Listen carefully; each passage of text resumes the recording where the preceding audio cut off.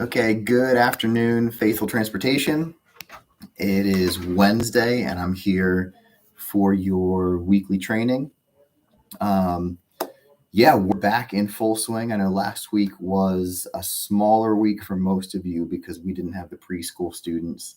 Now we have them back, and thanks so much for everything you're doing. As always, love having every person here, and it feels like most people are really locked in on the mission of Faithful Transportation, which is that every student feels valued and has a safe run to school. And the way we get that done is our three core values: safety, professionalism, and connecting first. So today, I'm going to have a brief training, kind of revisiting of one of our policies. And then Joy, our student support specialist, is going to share some stories that she has gathered for us. So today, there's only really one bit of housekeeping that I want to go over, and that is the no gossip policy. So I'm going to read our no gossip policy to start, and then really describe the heart behind it and why this is a big deal to the culture, and how we can really make an improvement in your personal enjoyment at Faithful Transportation by abiding by this. So the no gossip policy is gossip is the definition of gossip is talking about talking to another employee or about another employee negatively to someone who does not have the authority to solve the problem. So, my first disclaimer before we move forward is that we want to hear your problems. Um, and so, this is not a keep problems away from management talk. This is not get things off my plate. I definitely want to hear your problems. So does Jen. So does Adele. And so does Joy, our student support specialist. We want to hear what's going on in your van. We want to hear what is difficult, what you're struggling with. If you have an issue with another employee, we want to hear that too. What we don't want is drivers coming back into the office and just complaining about students or about other people. Because what happens when you gossip, when you complain, what happens is that you take your problem, which is your problem, and it's usually valid and needs to be solved, and then it just kind of it spits everywhere and ends up kind of sliming everybody around you, who most of them, probably all of them, didn't need to hear about your problem and didn't need to hear uh, what was going on because they're probably not the person that's going to help you solve it. And if you can imagine it this way, if you came into the office or came in and to a group of people and just said the best thing that happened on your van, what would happen to the responses from the people that you're talking to? And then if you had that same scenario where you walk into a group and you come in and you tell them the worst thing that happened on your van, both of those instances were probably no more than 30 seconds apiece.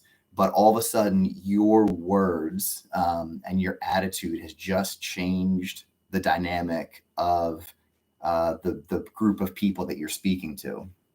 So I want to make sure that you are all aware of the power that you have and the power that your words have to make an impact, not only on the students, I know that you know that, but on the other drivers around you and really the office staff at large.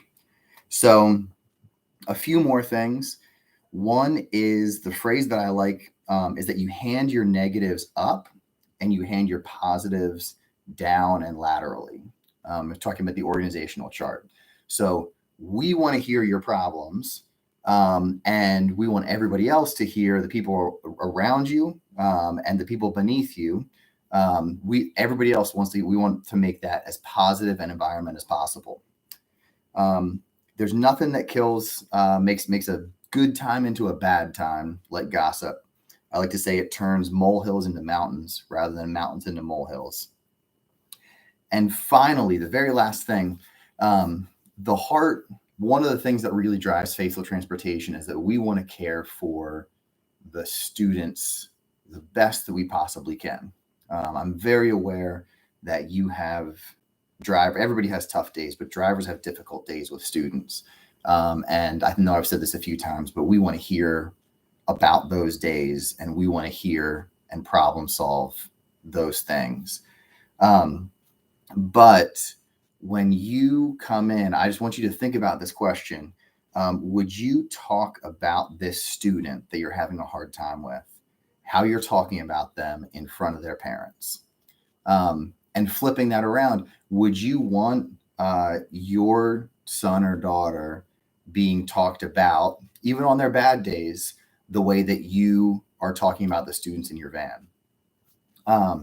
So once again, this is not something that everybody's doing, but it is something that I think that if we move the needle on this, and if we do a better job at this, that it is going to make really our office and Faithful Transportation a much more enjoyable place to work. If you have any comments, you can email me directly or leave them below. I want to turn the rest of the training over to Joy, who's our student support specialist, who has a few stories for you. Good afternoon, faithful friends. I just want to say that what Dave said was excellent, and I wholeheartedly agree with that. And I think that we can together make this a better place. I want to remind you that not to underestimate simple acts of kindness with your students. It can go a long way to building a relationship with them, and it can be rewarding for you. I just want to encourage you to be mindful and think of ways that you can help them, support them, care for them. And it doesn't have to cost any money. It's just something simple. And just always keep that in mind. That's what makes us a much better company than other companies like us out there, is our heart. And I really, really wholeheartedly believe that. And I want you to believe that too. And I want you to have that transferred over into your van and out into the community. I have 3 examples for you. One is last week, Brittany was telling me about a student in her van that was having a struggle and didn't feel heard by the school, by parents, by anybody in his home life. And she recognized that he was having some issues. So she actually had a one-on-one conversation with him and talked to him, and that calmed him down, gave him some advice. And he actually turned around to thank her and said, I thank you for hearing me. I haven't been heard by anybody. And that's like a huge thing for him to be able to verbalize that to her. And it was really rewarding for Brittany. Also last week, Trina was telling me about a nonverbal student in her van. And I love the nonverbal students. They're my favorite to work with. I love to figure them out. And I feel like Trina has the same heart with this. She recognizes that, they're not included a lot because they don't speak. You don't know, you can't really communicate with them really well, but she was going to do it anyway. So she really spoke to the student and just acted like that student could speak. And she got the reward of having that student say hi to her last week. And she said that he's also saying other words as well now. And that was really rewarding for her. And that was really insightful on her part. And she felt she made him feel included.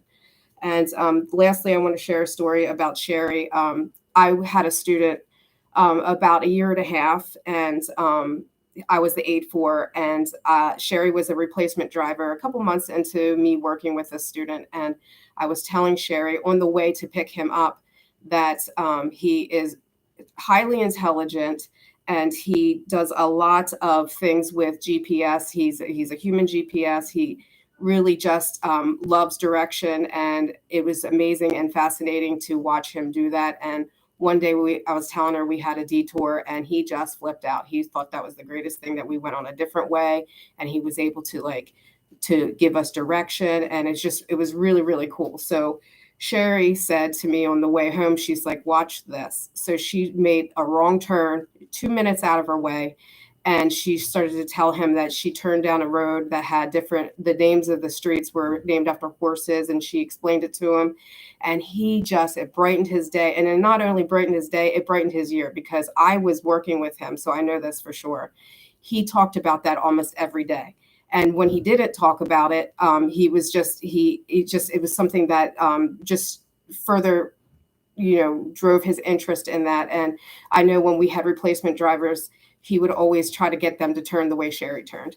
And it was something, it really literally brightened his year. So I encourage you to look at those little things, because it didn't take much. It's just, you have the power to influence people, and you have the power to influence the students in a positive way. And I just ask that you think of those little things. Like, they didn't do a whole lot of things. It was just simple things. Brittany listened and gave advice. Trina included a student and encouraged him. And Sherry drove 2 minutes out of her way. You can do this. And I just encourage you to put yourself in somebody else's shoes. And even with the gossip, I mean, sometimes even an act of kindness is holding your tongue, or saying it to the right people, not to an audience that can't help you. So I just want to encourage you guys to do that. And I hope that you all have a good day. Take care. Cool. Thank you so much for tuning into this week's training. Thank you, Joy, for those stories. And thank you to the whole team and all the drivers. I know that a lot of you are doing a lot of things that are wonderful, that don't cross my radar. I just want to thank you for that. And I would love to hear more stories of what's going on in your van, because those are the things that keep me alive, because it's why we do what we do. And I also like to share them around, because that's what inspires and motivates and helps other drivers to connect with their students as well. Have a great one.